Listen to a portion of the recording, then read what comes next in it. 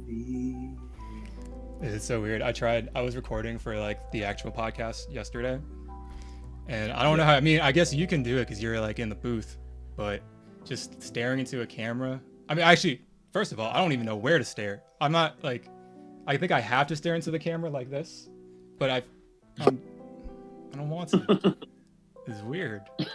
And I'm talking to myself. I'm talking to the wall. It's about time. Let's start. Welcome to the first edition of Trist the Process Stream Edition. That was an awful intro. Whatever. Because my NBA dreams died a long time ago, I decided to talk about it instead. So, one of the best parts about basketball and the NBA is that you get to debate things with your friends, and that's exactly what we're going to do today. This stream might literally be a reflection of what I would have said in a group chat, but instead I'm putting out in the public space with very minimum production value. And let me introduce to you my good friend, Sam Tarpov from the A. Peace. So Sam, my guy, I'm assuming, so let's give you like a little intro, I guess, so we can get your resume out there. I figured out that basketball was lit after I watched a lot of the And One mixtapes. Mm-hmm. That's when I picked it up, and then I figured out that basketball is more than just dribbling the ball. So we expanded our game to some college footage and some NBA. Fell in love with the NBA game. Of course, I gotta play. If y'all want to come see me. You're out of town, get your ticket. let's talk about Atlanta real quick, because as you can see, the spoiler behind me is that we are making kind of a tier list of sorts, we'll say, kind of more like constructing a team. But okay. So, and this edition, if you can see on the bottom, there's a bunch of Atlanta Hawks players out there. So let's talk about that. Are you diehard Hawks? Are you I know you're a fan of good basketball in general, but do you like lean Hawks? So here's my thing. Born and raised here, so I gotta be a fan. And that comes with the highs and the lows. We understand. Mm-hmm. So if you ask me if I'm a Hawks fan, yes, 1,000%. That comes with the research, the sleepless nights, frustrations, all of that. If you make me pick a team, yes, sir. Yeah, Hawks, rise up. I guess I'll get into the rules of what we're going to be talking about right now. Let me know if these names that are on these pictures, I think you can make out some of them. I don't know how big your screen is, but it was an awful idea to put red font. I don't know why I did that. I have no idea why I did that. Did it for the swag. I know. I got a little too cute. But when I made this, I kind of arbitrarily decided that my tier lists that I'm going to be making are going to be post-Jordan career. So, and I'm talking the second time he retired from the Bulls in '98 is where I'll draw the line. Gotcha. I know he retired a third time. That's not the same impact, I would say. Yeah, so if you played any minutes for any of the teams that I'll be discussing over this next few weeks, from the 1998-99 season, I guess, on, then you're eligible. And emphasis on if you played any minutes. Absolutely. Any minutes, as we'll see shortly. As I said, seems a little arbitrary, but I did this because, I was about 5 years old, I guess, when in '98. So it's about when I could justifiably say I consciously consumed NBA basketball, right? And secondly, MJ retiring seems like as good a benchmark as any, right? He leaves like a clear power vacuum, and it coincides. With that's exactly what it is. Right. Clear power vacuum, and it coincides with like the next generation of your Kobe, KG, Duncan, Braun in a few years, right? Good. Yeah, and eventually the plan for this is I'm going to be doing all of the teams and possibly have them simulate a season or something on 2K, have some kind of tournament. I'm not really looking forward to that because that is a ton of work, because I'm gonna have to be editing. Like, I have no idea how many players, but that's I guess that's further down the line, right? I guess we'll go from top to bottom. little self-explanatory. Each one's, five, starting five. So the 5 players over here that you would love to, that would make your starting 5, right? 6-man, as the only rule for that is obviously it's only going to be 1 6-man. I don't care if there's like a last year Clippers situation where they legitimately have 2. Like I'm taking you to task. We're gonna have to choose one. Rotation and end of bench is where I'll give some leeway into, I guess, the amount of players that we're going to be talking about there, because there's 15 players allowed on a league roster. So we have to divide the final 9 players into these slots in some proportion, right? So if we want an 8-man rotation, 10-man rotation, if you want, if no one makes the rotation, we'll see, but I'm sure someone will make the rotation. Where are we? 2-way contracts. That one, I'll give you, some extra freedom. Interpret that how you want. It doesn't necessarily have to be the 16th and 17th best players. We just want the players to try out for the squad. We want to. And G League squad is unfortunately going to be our, our others. But if we have time, then we can actually go through and parse that out. But yeah, we can give them a starting 5 at the very least. Let's see if we can make a starting 5 of the G League squad, and let's see how after this entire project is up. Let's see how who has the best G League squad. Let's get right into it. Who do you want to? I'll give my guess first. No. First pick. No. I got one question. Yes, please. I got one question. Please. Just one. All right. So, the players that are in, are we putting them on the roster as their prime selves, or as they were when they were on the Hawks? Great question. Great question. It is on the Hawks. Only their seasons that were on the Hawks, not in their prime. Son of a bitch. If it happens to coincide with their prime, there's going to be a handful of those examples. But for the purpose of this exercise, we are going to keep it to their years on the Hawks. You know what? I like that. Yeah. I'm gonna. Because I guess the point of the exercise is to see the quality of the team, right? So I want to, right. I don't care what you did in Phoenix. I care what you did now, right? Or in Atlanta. So where do you want to start? Let's do it. Let's just go starting 5 first. Yeah. I think top down is just the easiest way, and then we can adjust as we go. But so who's first, Dwight? So as my 5th man, starting 5th man, yes, I did have Dwight. But at the end of the day, he's a physical force, man. Come on now. So let me start off with my 5-man, Dwight Howard. Are you okay? I mean, I forgot to say that this tier list should probably be a consensus between the both of us. No. And I do not agree with Dwight being in your starting 5 since 1990. Thank you, Lennon.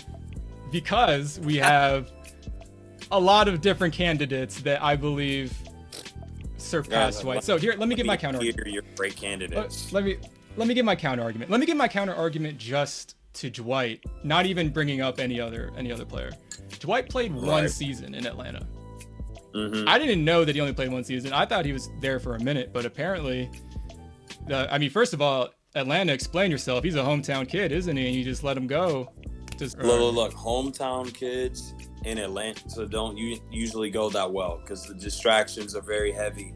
When he was there in 2017, played one season, and I'm saying he was probably still great. He was probably still awesome, but let's. He was an attention grabber. You know what I'm saying? An attention grab, sure. Fair enough. Yeah, you know what I'm saying. You gotta respect him. You gotta send a double team every once in a while. Blah blah blah blah blah. Okay. You know what I'm gonna do, Sam? You know what I'm gonna do for you? I'm gonna drag him to the starting 5 right now, and then just so that once I drag other people onto that slot, you'll see that there's you'll see the levels. You'll see the levels. So who's your guy? I'm putting Dikembe. All right. I'm putting Dikembe.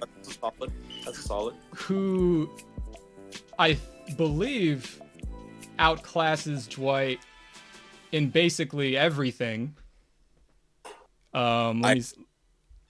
Besides maybe scoring. Let me see his stats real quick. For the Hawks, he averaged 12 and 12.6 boards, 3 defensive player of the years in Atlanta. Of course. He was an all-star 4 out of his 5 years there. I'm not sure Dwight made the all-star team off in his Atlanta day. That is not. Year. He did not. No. Probably not. And he's also so happens to be 7'2" and nightly double-double. So I'm gonna leave him there as a pick, and let's see if Dwight makes it in the 4 slot. Do you think at this point that Dikembe should be over Dwight? If you're putting side by side their numbers, their counting numbers and stuff like that, Dikembe's got to go in over Dwight. Mm-hmm. But in the swing and like the form of the team that I'm trying to put up, like 5 people on a court. You want my reasons for Dwight. You want the agility, I guess. This was back when he still had his cuts. He still had his absolutely moves. Still had the athleticism to the maximum, getting the send shots to the 15th row type stuff. So okay, fair enough. Well, I'll leave it at that. I'll leave it at that for now. Let's go 4-man. Starting 4-man, and I'm a little biased with this one because I fell in love with this game, offensive and defense. But I want to put Paul Millsap as my 4-man over. My second choice was Rasheed Wallace. Okay, so the only reason that Rasheed is there. Okay, no, sorry. So that was kind of a troll inclusion, right? Because no, that counts. No, it counts. Here's when I mentioned earlier that if you played any minutes for this team, then you were eligible for the list. She played exactly 42 minutes for the Atlanta Hawks. He played. Gotta get busy. You gotta get busy. Don't waste time. That's one game. So the reason why I added him on here is because I kind of wanted to put Rasheed. I'll just do this right now while we're at it. Where is he? Where is he? I want to put him on 2-way contracts because I'm gonna leave him. We can take him out later. But he, in his one game against the New Jersey Nets in a loss, he dropped 20, 6 boards, 2 assists, a steal, and 5 blocks. Oh, what could have been? You feel me? Yeah. I mean, he shot 8 for 24, and he was 1 for 6 from 3. But relax. But he had 5 blocks. 0 fouls. Yes, sir. 5 blocks, 0 fouls. I'm saying, and so I think the story behind that was the 04 trade deadline. He was he was on the Blazers. He was on a star for the Blazers, right? And he goes traded from the Blazers to the Hawks for. Actually, wait, I think I have this written down. He was traded for Reef, Abdur-Rahim, Theo Ratliff, and your guy Dan Dickow. Yeah, guy, that's my boy. Your boy Dan Dickow. I don't know. He did not make this tier list. He played exactly 1 game, is all I'm gonna say. But he was exceptional in that game.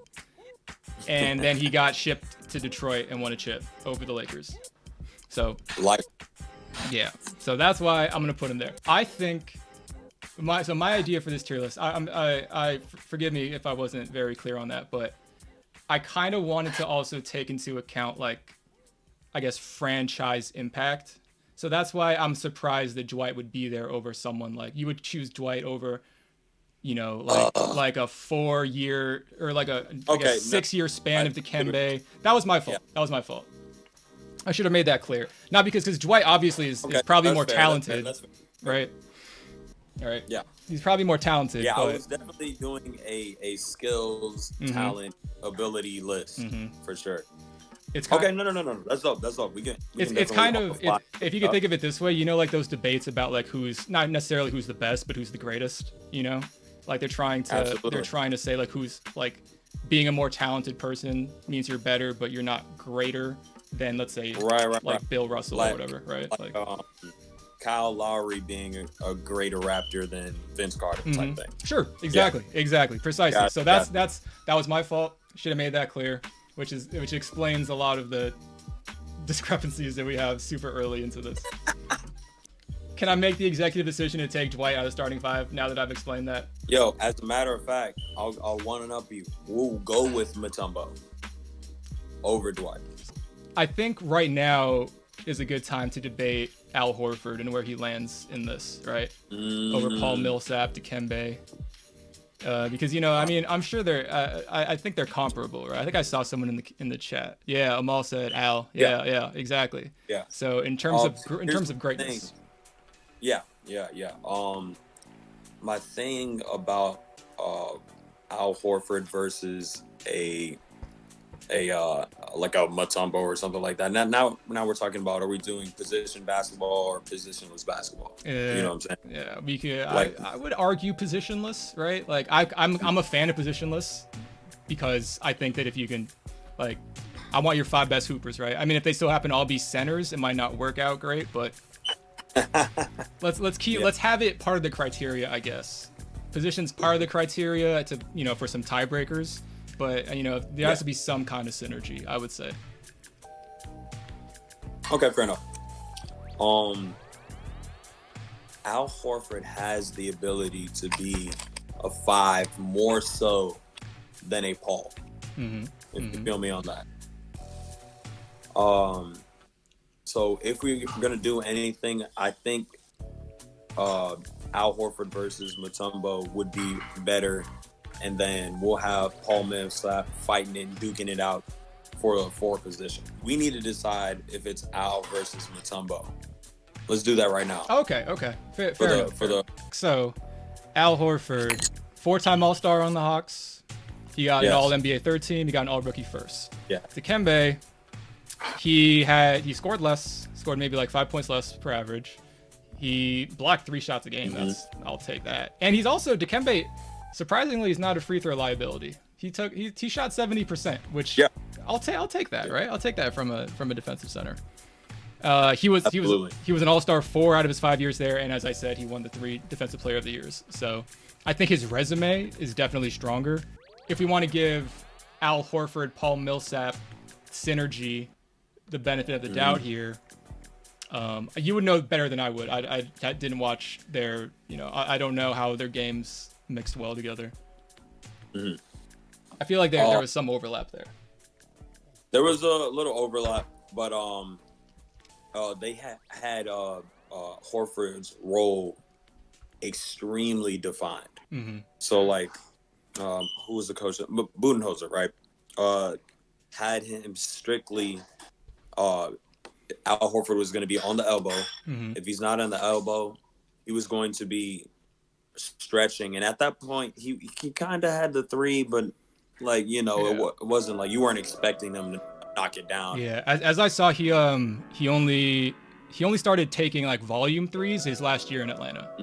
The rest he shoot like 1 or 2, but like he started 3 attempts per game at his last year. So my point about that is because his role was so defined, a lot of times when they would say we need someone to operate, if we need Joe to operate, if we need a Jeff Teague to operate, if we need a Paul Millsap to operate, we need Al Horford to operate, we would get people to give such and such space.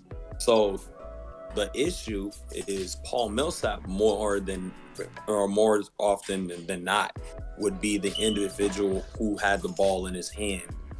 And so you would take someone like Al Horford and slide him over to the dunker spot, the short corner, or, as you said, later in his Atlanta career to the 3s, so like spread it out that way. Can't really say that about Al Horford. You know what I'm saying? When they gave him the ball, they were giving it to him on the block or at the elbow for him to run the offense, or as in a passer, that type of thing. Yeah. So like we weren't looking at him like an operator like that. Like Millsap was an operator to get a bucket. Like he was closing a lot of games. He was the bucket getter. Yeah, and I guess Al did the dirty work, and he was some dirty work. They were both blue collar, but like Al Horford was more so. Paul Millsap actually, I didn't know this, but he was all defense second team in 2015. Yes, sir. That was did Al Horford? Al Horford wasn't even on there. Yes, I'd have to agree with you. So I think. So are we saying that I think Al Horford gets put somewhere six man or in the rotation. All-star, all 4 years on the Hawks. He was only there for 4 years, but he made an impact. Oh, right here. I don't necessarily want my 4 shooting 46% from the field, but he was a double-double and chipped in a block and a steal. I'm down for that. Sure. Yeah, I don't know. He wanted to win. You know what I'm saying? He's gonna do whatever the coach asked him to do. Type thing. No, man, I love me some Paul Millsap.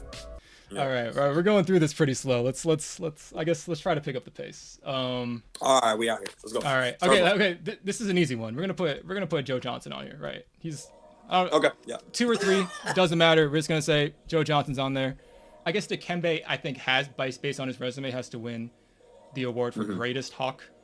I guess of this exercise because of just all the awards that he's had and absolutely made the playoffs. And we're gonna put 4 offensive plays. We're going to put offensive plays around him. That is good. Yeah. But Joe Johnson, man, he was a problem. Oh my God! Like I was looking at his highlights because I looked at literally every single one of these players' highlights today, and it was nauseating having to watch. You liked it? I don't. Okay, yeah, I don't. I watched some Zaza highlights. I swear to God, I watched some Zaza highlights. Just to see. Oh, you're different, bro. I know. So Joe, I mean, he had that. I feel like he had that handle that was like, it was like the Harden handle, not like more Harden than Kyrie. He's like 1,000%. He can. 1,000%. Yeah, he has like those little shakes. He has a hezzy into a crossover. He's not gonna like sham god you out the gym, but he's gonna. He doesn't have the dance package, but he knew how to create space like none other, bro. And he wasn't trying to get just a jumper or just a layup. The floater package was elite with Joe. So he would get like 10 points a game off of just floaters, and he's already 6'8". Yeah, he was tall. He was big. He was one of those like prototypical. I want my 2 guard to be 6'6", 220 pounds, and right, you know what I mean? Exactly. And in the post, have a post game. Like he had a post game. Right. What did I say? Joe was clutch. He was. I looked this up too. He is unequivocally one of the clutchest players of all time. If by certain metrics he is the second or third clutchest person or player of all time. He has, by my count, 8 career buzzer beaters. I know there's more to being clutch than just buzzer beaters, but let's use that as a metric for now, right? Right. He has 8 career buzzer beaters. That's tied with Kobe, first of all, and trailing only MJ. MJ has 9. Right. And the best part, his nickname being ISO Joe. How many of those 8 buzzer beaters were unassisted?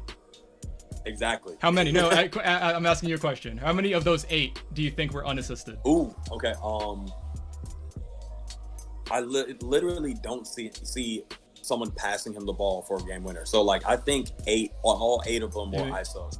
It's 7, but yeah, 8 I would have guessed 8 in a heartbeat. Like I would have guessed everything was an ISO, and then apparently I don't know who assisted him on one, but he got an assist on one. I don't know. If Joe's our 2, we need a 3. Let's. So this was tricky for me, though. What do you got on that? I got Kyle Korver or.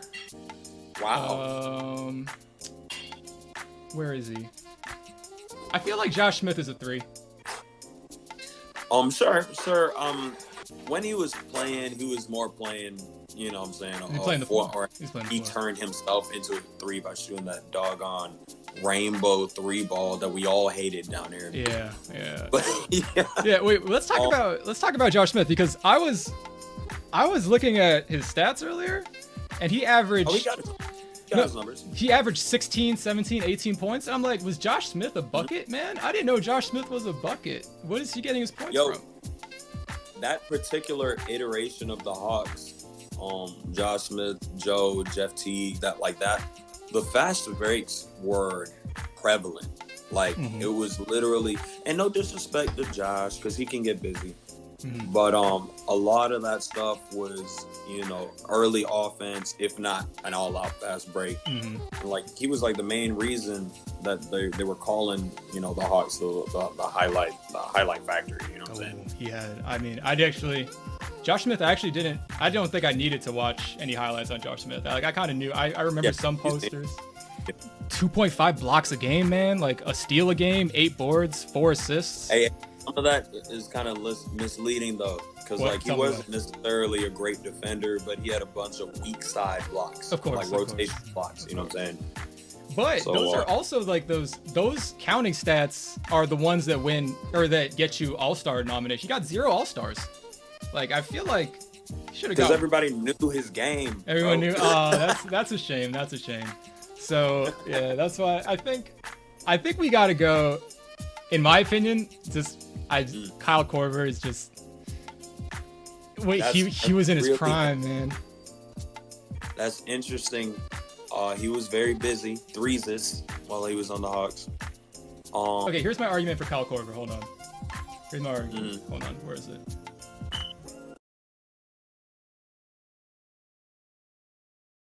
I mean, I don't think he didn't say the words heat check. But no, I don't think he had to. That's something that no player on here can do, first of all. Of course, he had all that help. He was doing his screen action, but they got him the ball, and I feel like, man, I need that. I want that on my starting 5. Korver at the 2, Johnson at the 3. I feel like Korver. I don't know. I heard, I forget who said this, but I was listening to some podcast that said an ex-NBA player who said, "You are in the NBA. You are who you can defend." Right, and I kind of agree with that. Okay, I like that because I'm not going to play you if you're going to give up. I don't care if you drop 30 if you're giving up 60, right? So, like, I feel like Kyle. I think he can. That's a good idea because he can hang with the 2s. I'm trying to think of 2s to compare. He's an excellent team defender. Excellent team defender, right? You have Dikembe to erase every mistake that you can, right? So my pick, personally, I think I have to go with Kyle Korver. And my favorite stat of Kyle Korver is that, like, if you go down his box score or his year by years, that his field goal percentage most years are only like a couple points off from his 3-point percentage. So you know exactly what kind of shots he was taking. You've kind of swayed me. A little bit with Kyle Korver because you had him at a 3, right? Yeah, swingman, 2-3, whatever. Yeah, because now I'm really thinking about it. I do want to have, because like my lineups, we don't have elite shooting. Elite. No disrespect to Joe. Joe can shoot. He can shoot it. He can shoot it, but we don't have any elite shooting. Mm-hmm. All right, Tristan. All right, he'll be there for now. I'm sorry, I don't want to steamroll this because I want this to be collaborative. But I just have, look, man. I spent the entire weekend just researching Atlanta Hawks, so like I have very strong. I'm a little, I guess, in my feelings about my opinions right now. All right, point guard. This one I'm gonna let you decide because I honestly don't. I kind of care, but But I already know. Yo. What's up? The point guards are slim pickings. You know what I'm saying? But I got a little bit of a spicy take here, a little bit, because like I know a lot of people would go with the Trae Young option, but to be honest with you, I really want to put Jeff Teague. It's kind of like looking at him now. He's a shell of himself, you know. But like watching him when he was low key, the man. Literally, everybody says Dame time now. Like down here, it was Teague time. And like he was closing a lot of games for us and stuff like that. Not necessarily ISO buckets because he did that a lot.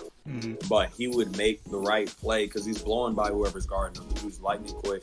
And he would make the right play. There's a teardrop floater. If he's going ISO, getting his little bink into the package, getting the 3-ball off. But there's the right play. He's going to get that pass as well to get a winning bucket or a go-ahead bucket. And, like, watching him for those seasons where he was in Atlanta, there was always a sense of control. Like, if you're watching, like, any Chris Paul teams and they're within 5 or 10, you're like, they're probably going to pull this out. You know what I'm saying?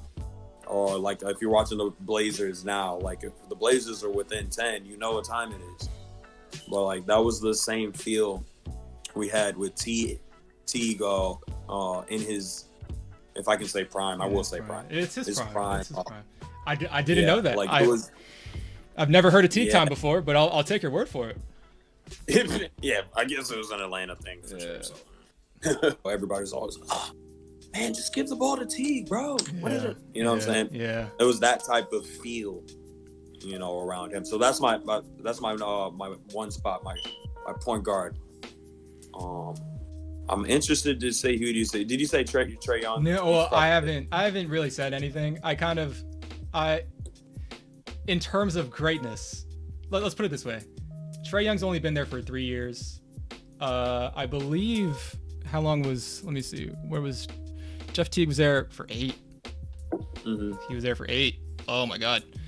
It's one of those things, my heart tells me Jeff Teague, my brain tells me Trae Young. And I'll explain why.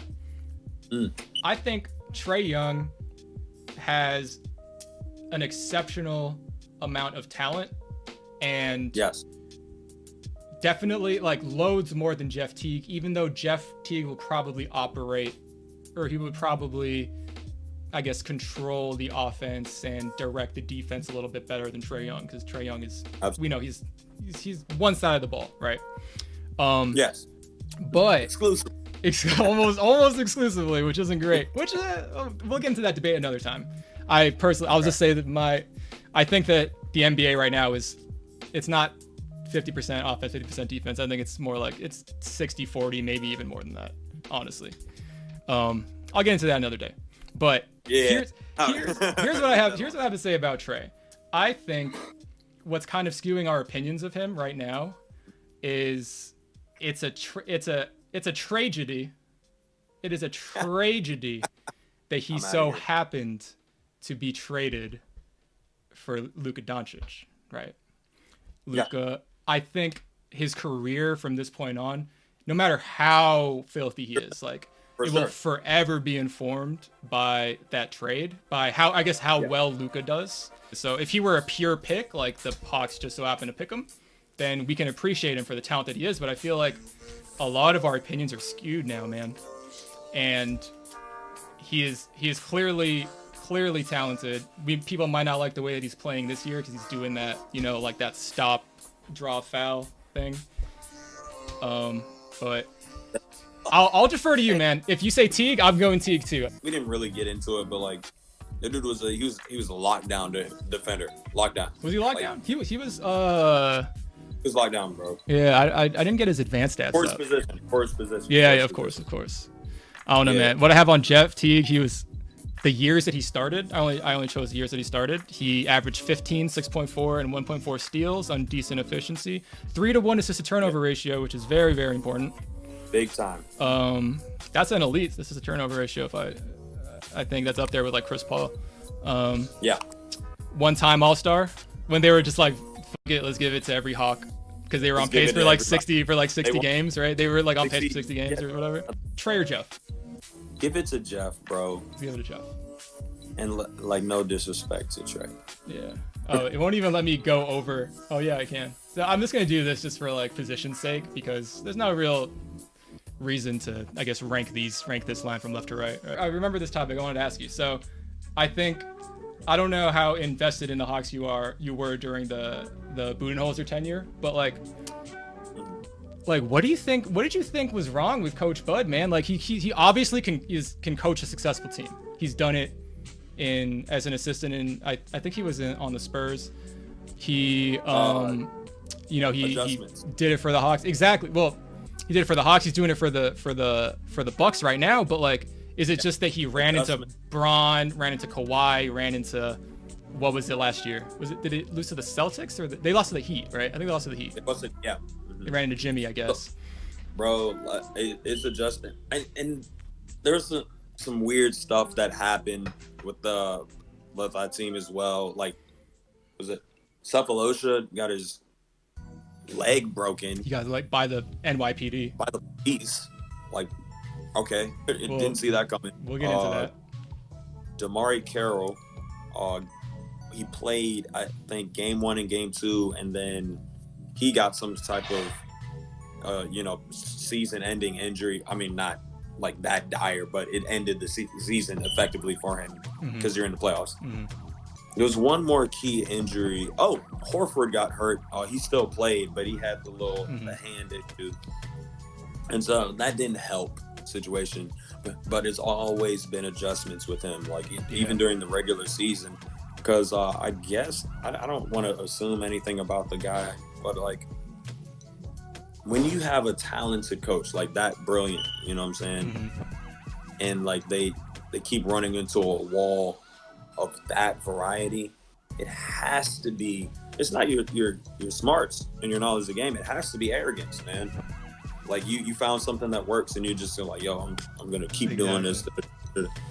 Like that's what it is to me. And I think that was the main criticism last year. I think is because last year they were playing that. I guess primarily on defense, the Bucks were playing that like drop coverage, funnel everything into Brook Lopez, and that won them. However, they won 60 something games last year, right? I don't know how many games they won. Well, because of the, and then you can't do it in the playoffs. It's not going to work that way. Like if you give any of these stars, if you give Jimmy Butler like that little that window, it's over for you, right? Especially if you have like it's over for you. I'm sorry. So it's one of those things where, man, it's like I'm never going to call for someone's job, but like if that's something that you can't get over, if you can't get over adjustments to win a playoff series, then what are you doing? Okay, we're going so slow, man. Oh my God, I'm so sorry, chat. It's been like an hour. We only did the starting five. Well, sometimes you got to take your time. Six man, like this is gonna be tough. You know what time it is. You know what time it is for six man. I mean, technically, this is the best six man of all time. Technically, if we want a six man, is Lou Will. You have to. Like, there's no discussion. Lemon pepper Lou, bro. I feel like, I don't know if you can see, like, that's a thumbnail that I picked. I picked like the Magic City one. Oh my God, I see it now. Yeah, I kind of messed it up, but yeah, I tried to troll. Yeah, so this is one of those like Lou Will. I would love to put you as six man because you are literally the six man of all time. But if we're staying on the blueprint of let's do greatness, then I mean, it's got to go to one of these three, right? Bing. Well, why are we even talking? We can save time right now. Just go ahead and slide Lou Will to the first six man. All right. Why? Oh, that's the guy. Are you okay? Are you going to insist we're going to put Lou Will played? Hold on. He played 2 seasons. 2 seasons in Atlanta. More than enough. I'm out of here. Oh my God. Let me put it this way. You know what he does for the kids? Sam, you know what he does for the kids? I don't. That could be part of it. I could be convinced. I don't. And he has 2 recording studios out here as well. Okay, that's that. He has bars. He has bars. Let me put it to you this way: if I slot Lou Will here, his 2 seasons in Atlanta, not his prime, maybe it's prime, but like his 2 seasons in Atlanta, you're gonna say that Al Horford, Trae Young, Josh Smith are just in the rotation. Yes, and here's why though. Because when you're talking about a 6-man position, you want instant impact, okay? And of course, like when you're talking about talent and like resume, we can argue there. Mm-hmm. But instant impact for a 6-man role, offensively or defensively, I can't really put that. I can't put Horford in there. Like he's he would impact the game. He would, but would he impact it quite as quickly and as potently as a Lou Will? I don't think so. Josh Smith, maybe on a good day, he gets a couple like a weak side, like hand in the passing lane, steals, get a okay, maybe. Trae actually has an argument. That's what I was for instant spark. But no, here's the thing. I think I'll defer to you here because I think when I post this YouTube video, it's gonna get mad heat because I have Lou Will at 6-man spot and I'll have Trae Young in the rotation. I want the smoke. So these 3 are, I'll say, in the rotation. So who do we want for the end of bench? And actually, let me give my argument for the first spot that I want on the end of my bench. At the end of my bench, I want, where is he? I want Kent Bazemore at the end of my bench.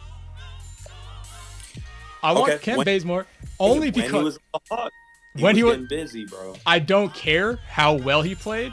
I only care that he is going to add so much to the squad. He's going to add so much to the squad by doing this. I don't want him playing a single minute on this team. I just want him on the bench, hyping everyone up. I apologize because that's an aspect of the game that I just completely forgot. So my bad.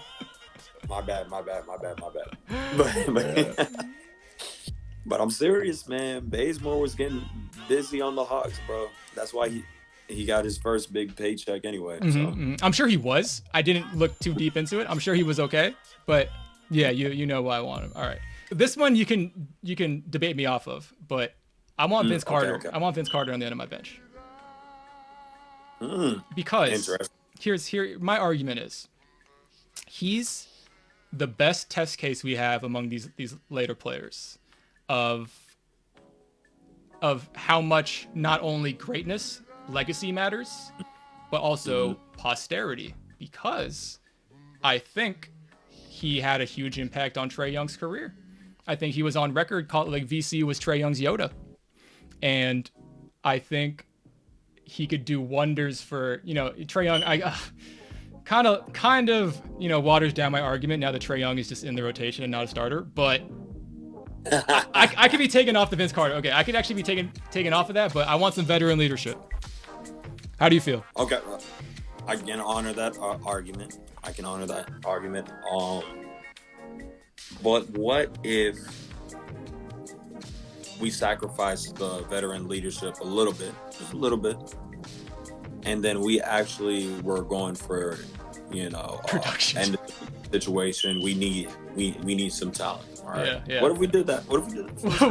What a crazy idea. We want some talent.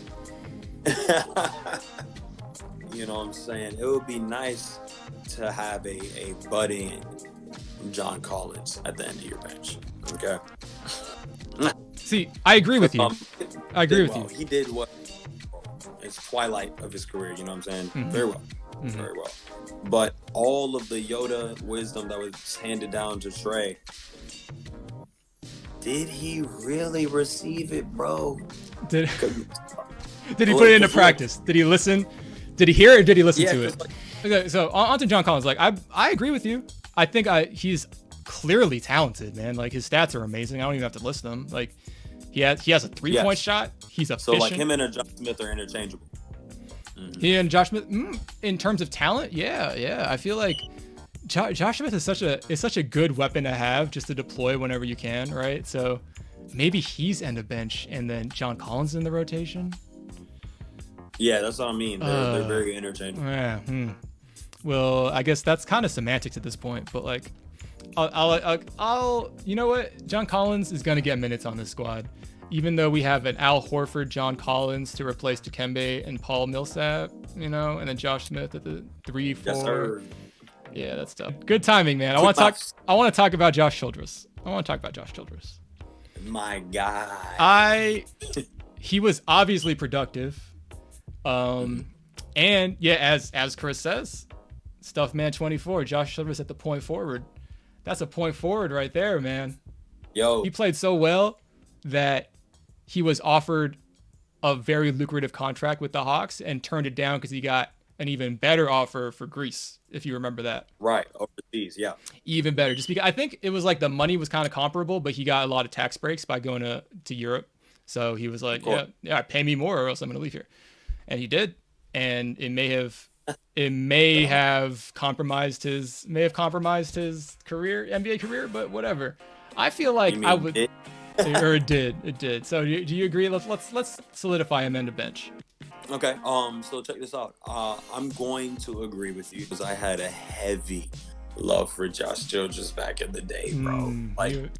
Watching him play, you think people are like, oh, you have this, that in his bag, man. Kyrie has this, that in his bag. Josh Childress was getting buckets with nothing in his bag. Like, I didn't. That's a great. That's. He didn't have any pendulum dribble. It didn't have any tween hezzy. Nothing. No snatch. No nothing. He was just giving them straight bully ball. Even though he was like skeleton slim. Yeah. I don't know how you bully people with no frame, but he was doing that. He was an elite athlete, a solid defender as well. And the fro was immaculate. So you know what? Why are we talking about it? Go ahead. He's on. I mean, I put him on. He's on. I feel like we're disrespecting the silent all-star Reef Abdul-Rahim. I mean, he was only all-star one time, but he was productive. To be honest, like I actually had Reef in rotation in one of my previous leagues, but that's excellent. I don't know if you saw him play like, and I was young.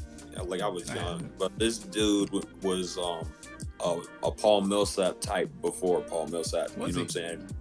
Yeah, big guy, but still mobile. He could stretch, but like he was elite on the elbow, bro. Like, yeah, I gotta look him up real quick. This guy, like, he can get a bucket. He's from Marietta. Yeah. Well, I don't know how close is Marietta. What you know about Marietta? I don't know.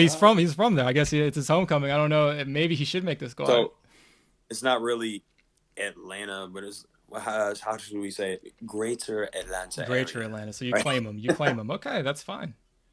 Yeah, Jaylen Brown's from Marietta, so it's fine. Yeah. That's where I was. Yeah. Already put in Jet.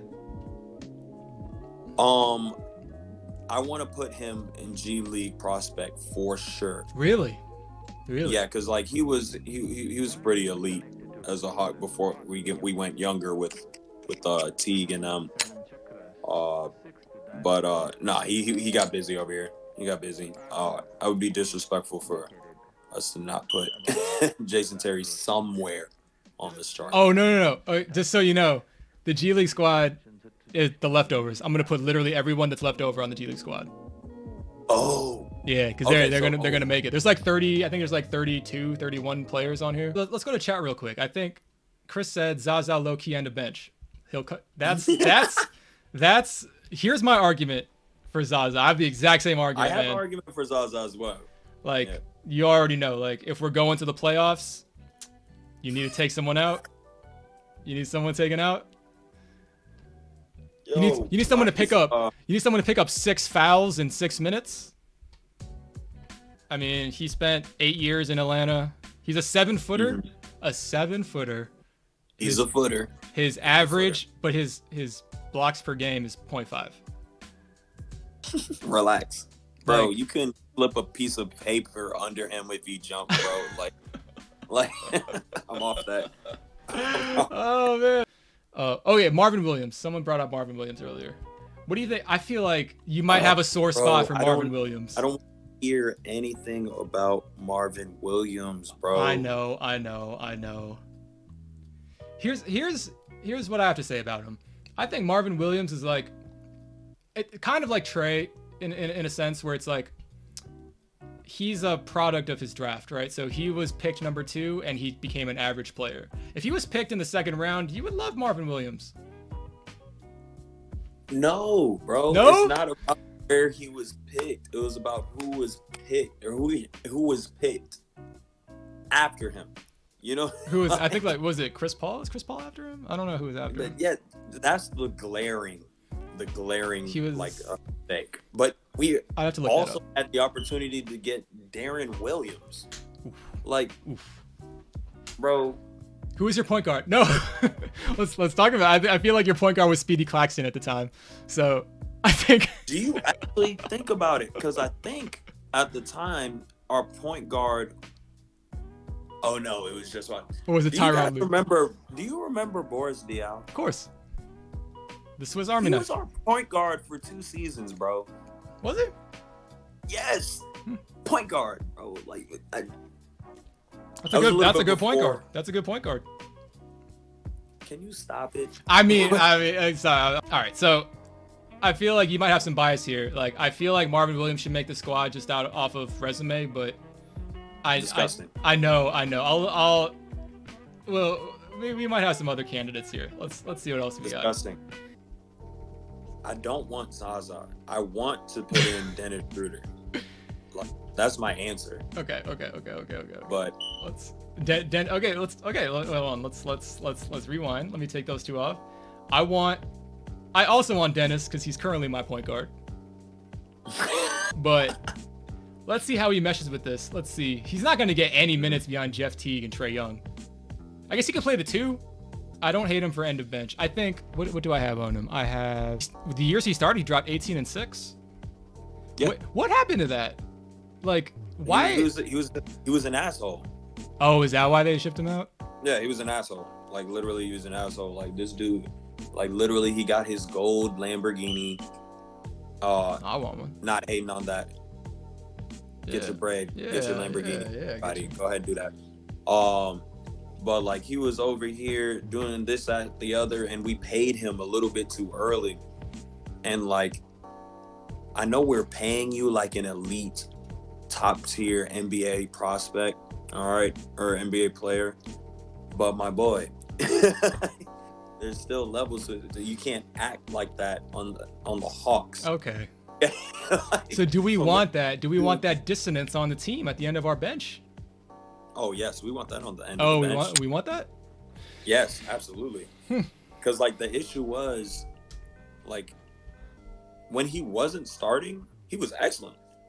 You know, he was a great team player, this, that, the other, and he's a great punch off the bench, you know, backing up the But when he started starting, you know, he got his low numbers, but he's a fucking asshole. Like, he was missing team buses, missing practices, like he's AI, bro. Oh, I did not look any of that drama up. I should have looked that drama up. Yeah, bro. And, like, and this dude, he was over here, he fell in love. I probably shouldn't say all this, but, like, I have a friend who has a sister, and, like, he fell in love with this little chick, and, like, literally she broke up with him, and that started the precipitous babying that he did online, talking about something, man, I'm not happy here in Atlanta, and, like, you putting dirt out on the street right now? I love it. Put it on my stream. Put it on the stream. Let's go, bro. I don't even name want names. to say Name the names. individuals' names because they're still out here. They're watching right now.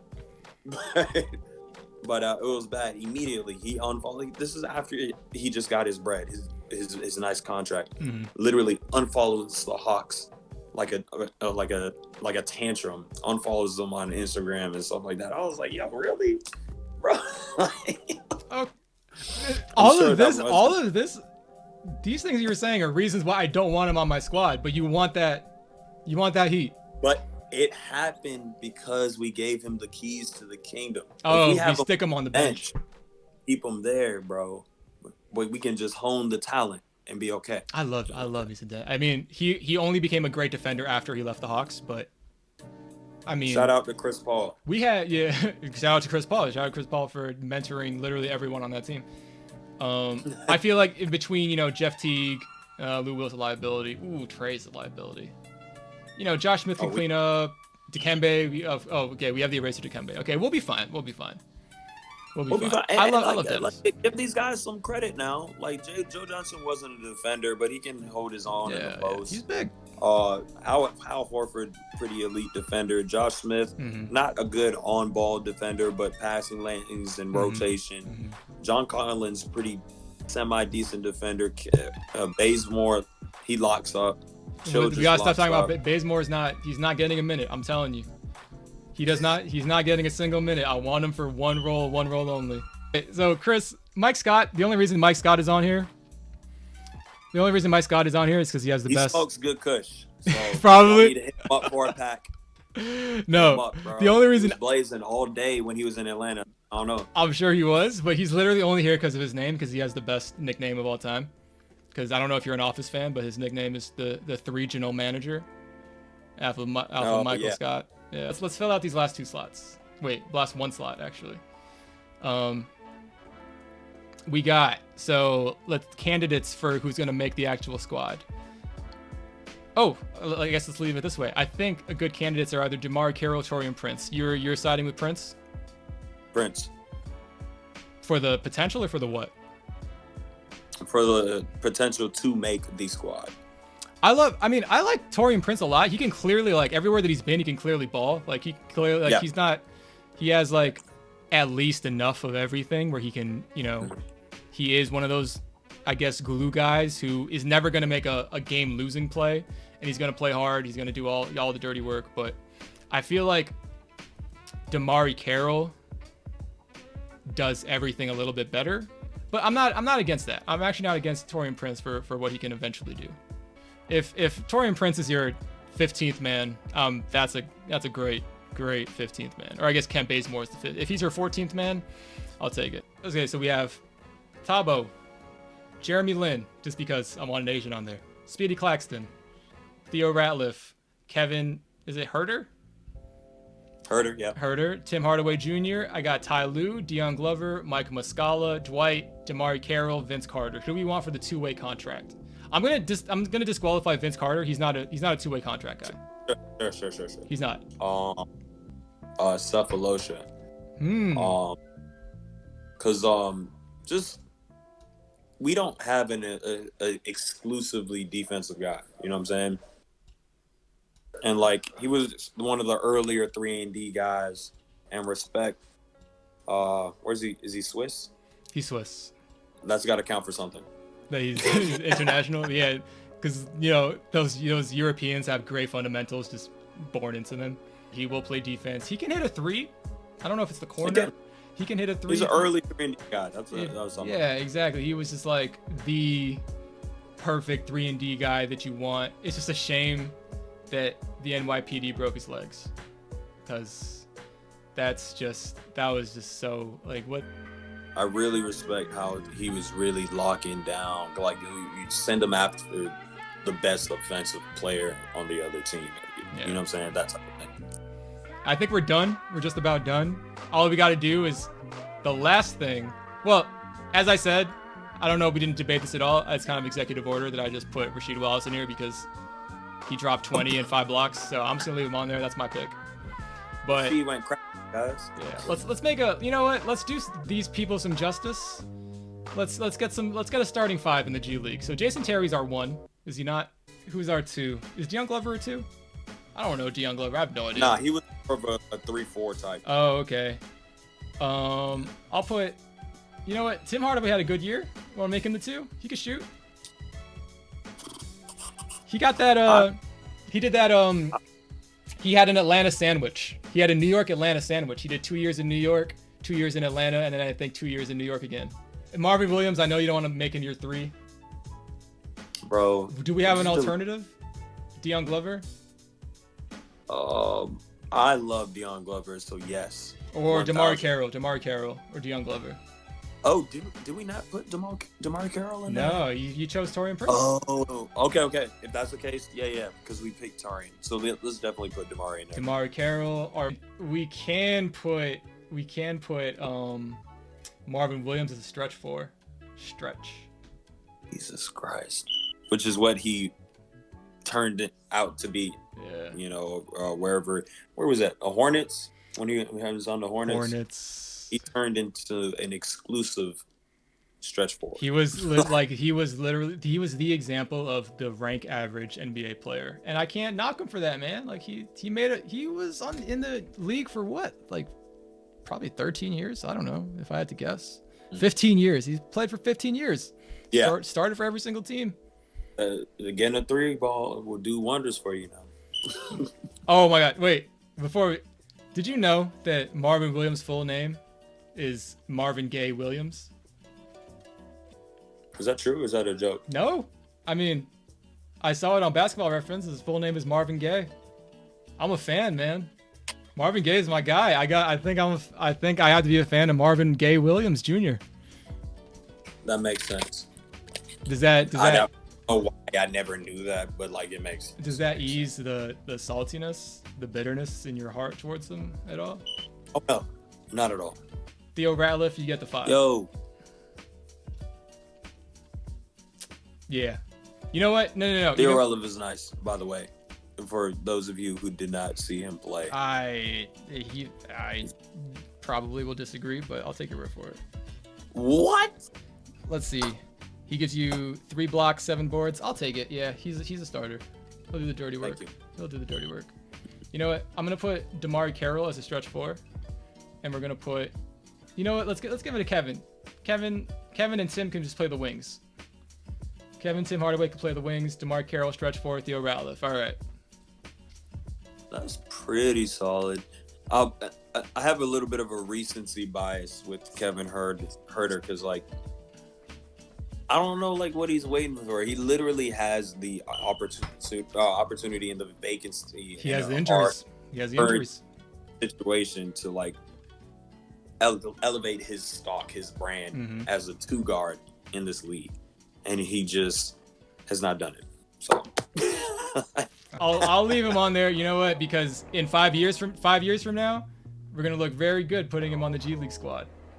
Oh my God, this thumbnail is gonna look so. Oh, you know what? I'll take the heat for it when this gets uploaded to YouTube. We're gonna have Lou Will as the 6th man over Trae Young. I'll take the heat for it. This is fun, man. Thank you so much, Sam, for coming on, helping me out, get my, dip my toe in the water, dip my toe in the streaming water. This is not, for those that are still here, this is not technically the podcast. I still have my podcast that I'm currently recording and editing right now. This is just one of those side things I'm going to upload to YouTube just for fun, just because this is a little bit, it's half analysis, half brain dead. Like, it's super easy to just debate this kind of format, right? But yeah, this is nice. Yeah, I had to go a little bit off the cuff a little bit. No, yeah, This is solid. I will defend every single one of your choices because we have the footage. I have this recording for the rationale behind every single one. So yes. Yeah, exactly. We will have the context. We will have the context. The music, by the way, is provided by Wavelength. He's my cousin. He makes great lo-fi music, or just hip hop in general. He makes great music. Check out his. I'll link. Peach Mimosas. Peach Mimosas. Look up Peach Mimosas on Spotify. Please stream that. Also, Sam, my guest, one of the most talented people, not just musicians, people that are in my friend group. And in that respect, do you have any shout outs / promotions / anything you want to leak to the public? Man, LA leakers, bro. I'm trying to be an LA leaker. Man, shout out to everybody. I have a label over here, Basement Fresh. Shout out to the family, Basement Fresh, man. We got some of the best artists, period, that is coming out of Atlanta. Like, go find that at Basement Fresh. IG, me, Starpav, STARPAV. That's me. It's more basement is BASS. Oh yeah. We got the crazy spellings, guys. It's BASSMINT. Very fresh. But yeah, we make great music, and it's just more than just rap and hip hop. You got your singers, R&B, indie, instrumentalists playing all kinds of stuff. What else? It's a party. It's a vibe. If I can shout something out, we actually do have a project dropping. It's called Eurostep. It kind of goes with the whole spiel that we got going on here with the NBA and all of that. Eurostep. I got a leak on my pod. Yes, on my stream. sir. That drops at the end of the month. So y'all just be on the lookout for that. It's lit. All right. Appreciate it, bro. Thank you, everyone, for coming. I don't know how to turn off Twitch, to be completely honest with you. If I just turn this off, this might suck.